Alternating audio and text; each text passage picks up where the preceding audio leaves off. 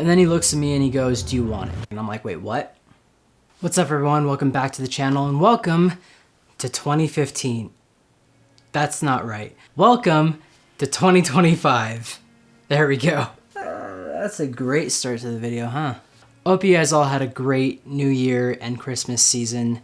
Right now it is currently January 1st, and I wanted to start this year off with a story because I think this story is actually really interesting. It kind of has a deeper meaning than the photos associated with the story. A couple weeks ago, I was driving around town. I live in kind of a mix of a college town slash farm town, if that makes any sense. And I was driving out towards the countryside, and I was specifically looking for cows to photograph. I know that sounds kind of weird, but it's because I had a gift idea for a friend. But then I saw something that I had to pull over to the side of the road and jump out of the car and take some photos. I saw these three just beautiful horses, absolutely stunning horses. This was around maybe 4:30, so the light was just beginning to set, pretty much golden hour, and it had just snowed, so the light was reflecting off the snow really well. The horses looked so cinematic, I had to take their photo. Problem was, is that where I was on the road where I parked, I had to walk down towards the horses. If you guys know what it's like living in a country sort of town, you know that that's kind of risky because you don't really want to be trespassing on people's property. So I was kind of, tiptoeing. I was like, maybe I can go down there and take some photos, but something just didn't feel right. So I decided, okay, I think that's the house. Those are the owners of the horses. I'm just gonna drive to their house and kindly ask for permission because I figured they would probably want to know if someone was taking photos of their horses or just around their horses than not. This is where it gets kind of interesting. So I drive up to the house and this guy comes and meets me. Super nice guy. Basically, I get out of the car and I say hi. I'm like, "Hey, how's it going? My name's Hussein. I'm a photographer and I just saw your horses driving past and I just wanted to take a photo of them. Would that be all right with you?" He was like, "Yeah, of course. Go for it." And it was that simple. Like, I had asked him for permission to take photos of his horses and he was all for it. He was like, "Yeah, of course, go for it.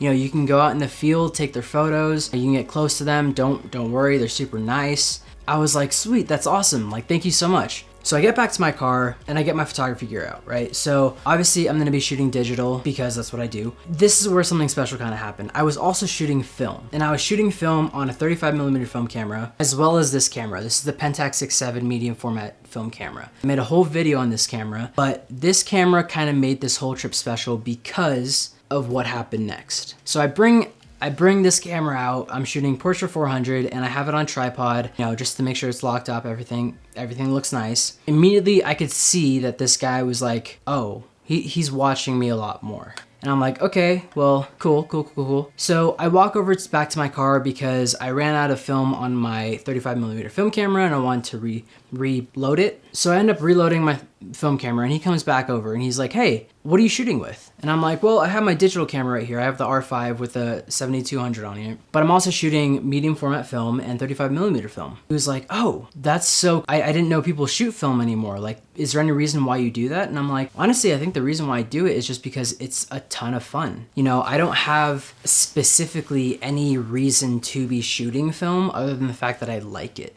I don't get paid to shoot film. I don't do projects with film. I just like to shoot film. I think it's fun and I've learned a lot from it. I was telling him about that and I was like, I just really love the art form. I think it's almost like a dying art form that has definitely had a resurgence. I was also telling him, I also shoot digital because this is my job. I take a lot of photos and make a lot of videos for clients and stuff like that. But we had a really good conversation. And afterwards he was like, "All right, well, do me a favor. When you're done taking photos, come up to the house. I want to ask you more about photography." And I'm like, "All right, yeah, so cool, bet."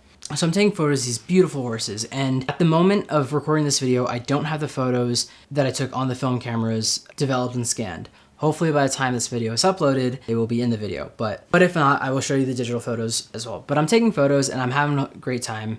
These horses are absolutely beautiful. They're magnificent creatures. I'm about to wrap up and I head on over to the house and I decided to bring my camera gear with me instead of dropping off the car first. This is where it gets really cool. He comes out and he's like, "Oh, do you mind if I check out your film camera?" And I'm like, "Yeah, go for it." So I showed him my Pentax 6.7, I showed him my Pentax K1000, and I showed him my Konica FT1 motor. Those were the film cameras that I was shooting. I was telling him I was shooting Portra 400, HP5, and then I think Kodak Gold 200, as well as the digital photos. And I was also showing him the digital photos I took on my R5. And then he was like, he just looked at me and he was like, hang on one second. So he goes back into the house, and I'm like, cool. There are some cute puppies around here, so I'm like petting the dogs and having a good time. He comes back out with this dusty bag, and he opens the bag and he shows me this camera that he has, and it's this really old film camera, and he has a couple lenses in there, a couple rolls of film, but you know, it's dusty, it's a dusty bag and everything like that. And he's like, yeah, this is the film camera I have. And I'm like, oh, this is beautiful. Like, that's a beautiful film camera. And then he looks at me and he goes, do you want it? And I pause for a second. I'm like, wait, what? You want, what? Like, yeah, I mean, do you want it? Like, my daughter, she does photography, but she's never really been interested in film. And, this camera's just been sitting here for the longest time, and I haven't ever been able to put it to use. So, I'd rather you use it than it just sit here and collect dust. Are you sure? Like, I don't want to take your camera away from you. Like, he's like, no. Like, I honestly prefer it being used by someone who actually enjoys it than it just sitting here and collecting dust. He gifts me this Minolta Maxim 7000. I will tell you straight away, I was floored. I've never heard of this camera. From what I've read, it's a pretty regular standard film camera, but it was the first house that I stopped at. I drove up to the house and I asked politely to take some photos.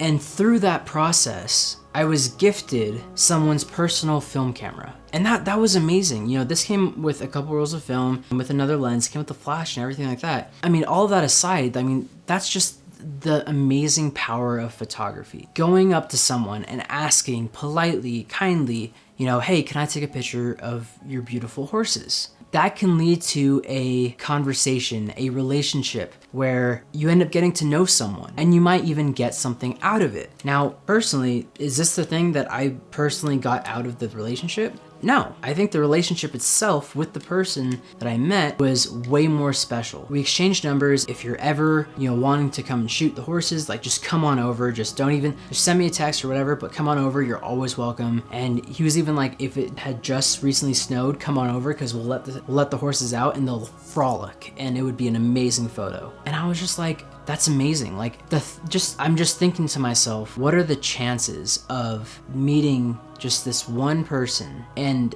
him being such a great guy, and then gifting me a beautiful camera that is something that I could use, but also treasure and have as a keepsake. I mean, that's the power of photography right there. I think a lot of people take that for granted, especially because of these things, our phones. We have the ability to take photos so easily. What's the point? It's the power of photography. For the longest time, I was very adamant on, this is gonna be my job, this is gonna make me money. I could get free stuff from photography, X, Y, Z. But along the way, I realized how much photography means to not only me, but other people. Just giving people physical photos that I've taken for them to use and for them to share and frame and put up on the walls. Like, I think that is just an amazing, powerful gift and a powerful gesture of love and support and community. With this new upcoming year, there's a lot that's gonna happen. Who knows what's gonna happen? I do not. I don't really wish I did, because I'm riding the wave. I think that this year, I wanna make sure that I use the power of photography the best way I know how. I encourage you guys, if you're watching, to do the same. Print your work. That's all I have to say. Print your work. Get your work printed. I personally have a Canon Pixma 100, one of the older ones I use for little prints, but also I get a lot of prints made from places like Nations Photo Lab. I've even tried Printique, places like that. It's super easy. You just upload some photos and you choose what size you want. Next thing you know, they're on your doorstep. You open them up and you have some great photos to share. It is a great idea. It's a great way to bring people together. The power of photography is going to be a very important thing that we can all harness. But remember, with great power comes great responsibility. I had to, I'm sorry. I'm not sorry, I had to. You know I had to, okay. But with that being said, I hope you guys liked this video. If you did, make sure to like this video. It goes a long way. And comment down below, what's your favorite thing about photography? What's your favorite thing about gifting photography or the power of photography? What does the power of photography mean to you? Let me know. Let's start a conversation. I love hearing from you guys. If you guys haven't already subscribed, please, I would love it if you joined the team, joined the crew. We do videos from photography, videography to EDC, lifestyle, all wrapped in a nice bubble with a bow and everything. It's gonna be a great time this year. Hopefully we'll be doing a lot more videos. But until next time, take it one step at a time, and I'll see you all later. Peace. You know, I should also mention that this camera doesn't even work.